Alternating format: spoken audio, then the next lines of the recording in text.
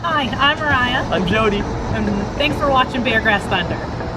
So what we have here, we want to show off the new stuff we've done in the alley, and we've worked hard on it, and we're really excited to show it.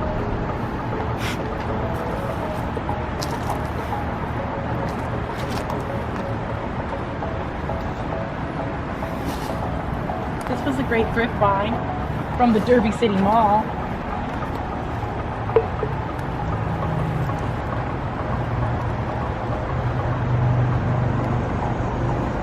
So this was actually an old advertisement, we think from the 1940s or 50s. You can see the Cooper Louisville Company, probably a barrel maker.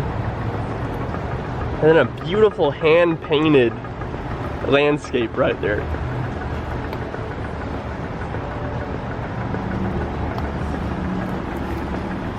And you can see the Morning Glory have just grown up this baby gate. And the baby gate we actually found in the alley just as trash, and we decided to make art out of it. This is our newest donated piece of art.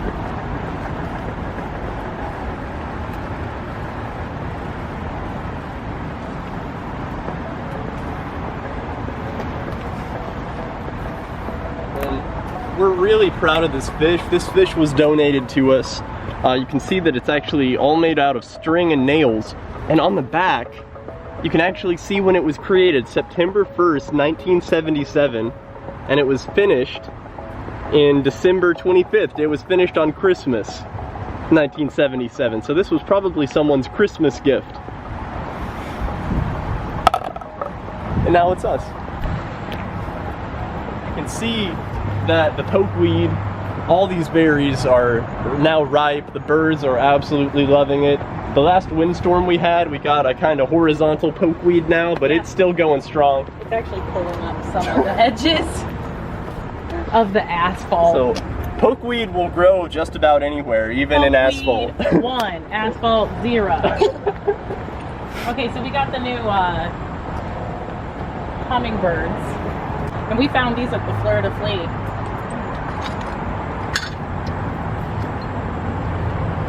Butterfly too. Awesome new picture. Sunflower. We really try to incorporate anything Louisville, and you know, most common way is just by incorporating a bunch of fleur-de-lis.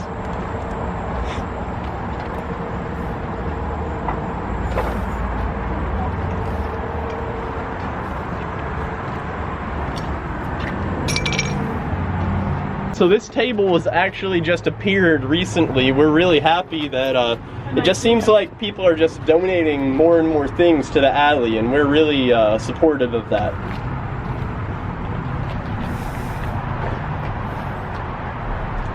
And so this corner was where a lot of drug activity took place in when Mariah and I first moved in here.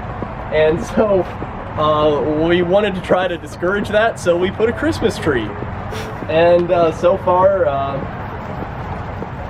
you know, not too much stuff, so that's good. And so these are going to be the baseline of the fleur-de-lis. You know, this is not finished by any means. We just wanted to see, sketch out roughly what it would look like. We want to try to get each one of these to be a different color. You can see the river oats that Rosemary gave us. They're almost about to fall off, seed themselves. It's really cool that they've been able to survive here.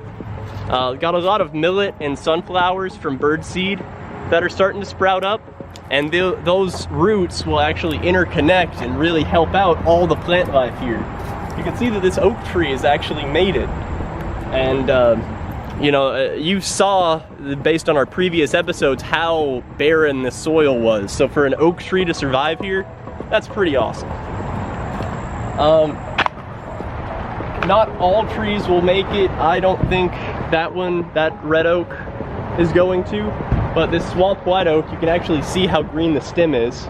And if I just do a little nick, it's pretty bright green. So I just think that this has gone dormant. It'll probably leaf out again in the spring. And then all through here, these are actual pear trees that have found a crack in the soil and are now sprouting up. These are actual trees. One thing of interest is that this leaf right here, if you notice, it's kind of a zigzag pattern. It's not opposite. It's 1, 2, 1, 2. And if you look at the leaf, it's serrated on the edges. It's not smooth. So just based on that, this is probably a hackberry tree or a sugarberry tree. And hackberries are one of the fastest growing trees that we have here in this region. And so the fact that you can see two more right here, they're almost as tall as the fence in 1 year. And so after another couple of years, these will be great shade trees for this part of the place. Someone decided to bring mowing or a weed whacker and actually start to landscape this. That was not something I did. People are really starting to take an interest and take some pride into making this place look better. And this is something I'm also really proud of. You know, in that last video we were talking about how oak trees are able to store carbohydrates in their trunk. It's leafed out again. And you can see that it's healthy. It's putting leaves out on every branch. And we're really proud of these swamp white oaks. They've been doing really well.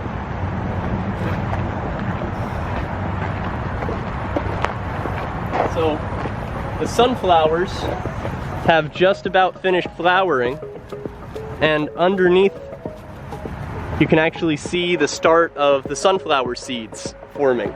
And so finches, especially goldfinches, are gonna absolutely love these. We're gonna have a lot more songbirds coming in. And here's a better example. So this is a sunflower, and watch what happens when I take off.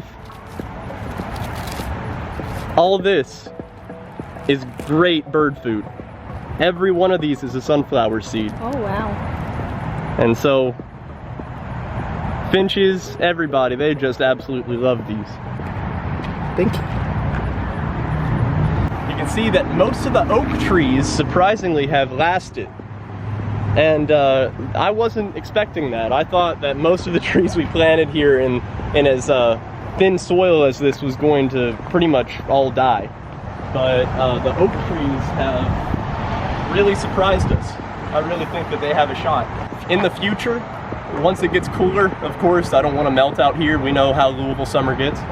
We're going to finish whitewashing this fence to do a good base layer, and then we're going to start on the mural. We really, really appreciate all the community support we've gotten so far, and we know that there are some great artists here.